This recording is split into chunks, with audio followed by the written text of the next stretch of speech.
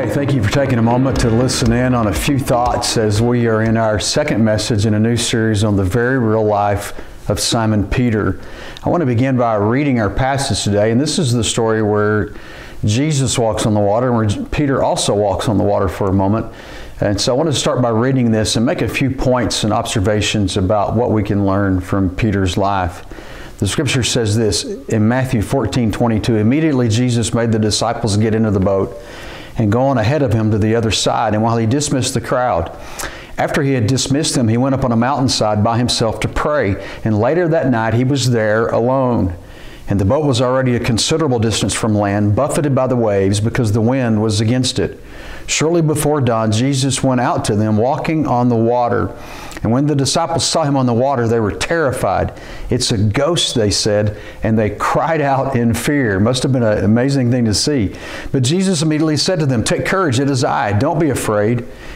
Lord, if it's you, replied Peter, tell me to come to you on the water. And come, he said. And then Peter got down out of the boat, walked on the water, and came toward Jesus. But when he saw the wind, he was afraid, and beginning to sink, he cried out, Lord, save me. And immediately Jesus reached out his hand and caught him. You have little faith, he said. Why did you doubt?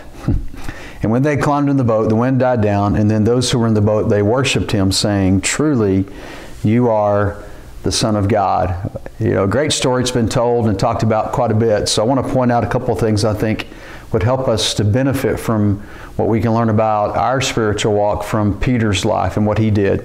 First of all, I think we need to see this, that Peter's desire is met by Christ's invitation.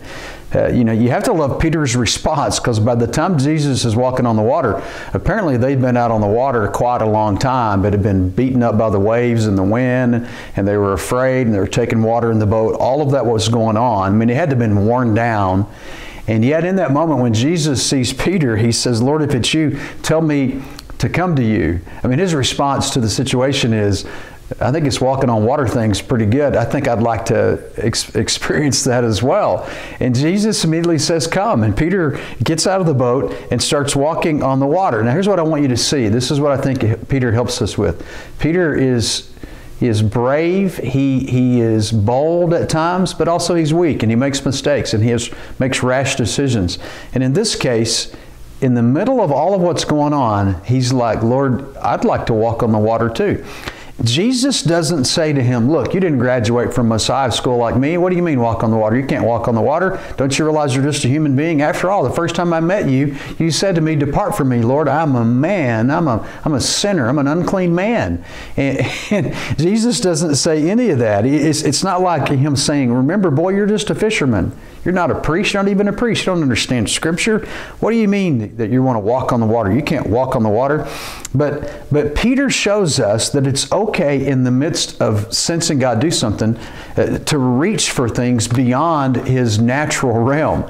And it really is that way. I think Peter gives us permission to sometimes in the midst of seeing God do something to say, Lord, if it's really you, if you're really in the midst of this, if you're really doing this thing in my life, if this is really your hand, Lord, I want to walk on water too. Let me come where you are and do some of the things that you're doing. I love that about Peter. I got to ask you this question today. What have you seen in your life lately that makes you want to get out of the boat? Because, you know, before you can walk on water, the first thing you got to do is get out of the boat. And I think Peter tells us his example of the way he as a human being reacted to Jesus the Messiah walking on water was, I want to get out of the boat and come out there where you are.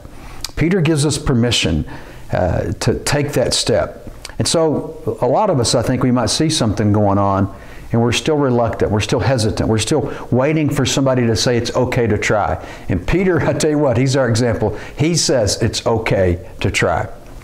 Point number 2 is this. Now catch this. This is radical theology. Peter walked on the water.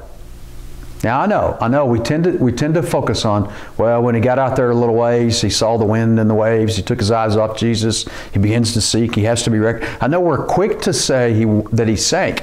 I want us to be just as quick to say this. He is the only one who's recorded in Scripture, right, who actually walked on water. He walked on the water. It's an amazing thing. How did he do that? I think Peter reminds us that the call to be a disciple, the call to be someone who follows Jesus, includes in it the ability to exceed the natural. This is not a natural thing to walk across the top of the water. But following Jesus means that we follow a Messiah who commands the waves, and he sometimes might put us in situations where we can involve ourselves with something that exceeds the natural order. He reminds us of that. I bet we could line up people in our church and have a long, long line of people who could tell that in some situation, when someone was sick, when they didn't have any money, when they needed a job, that God stepped in and did something that exceeded the natural. And they didn't walk on literal water, but they walked on water. They walked on a circumstance where who Jesus was bigger than the very thing that they thought was going to drown them or kill them. Man, we got to remember that. Jesus came walking on the very thing that the disciples thought might kill them. So I want to remind you today that whatever you're facing, that there might be times when He'll invite you to come out on the waves, and He might invite you to join in something that is beyond the natural, maybe even beyond your experience a little bit, and He would say, come to me, come to me. And we got to not be afraid to get out of the boat. So think about your life. What's going on in your life where you got to know, if this is ever going to be any different, I'm going to have to get out of the boat. Because before you can walk on the water, the first thing you got to do is get out of the boat. Thank you for tuning in to this week's Sofa Sermon. Hope you'll continue to listen as we unpack some of the things from the life of Simon Peter that help us be better in our lives too. We'll see you again next Sunday.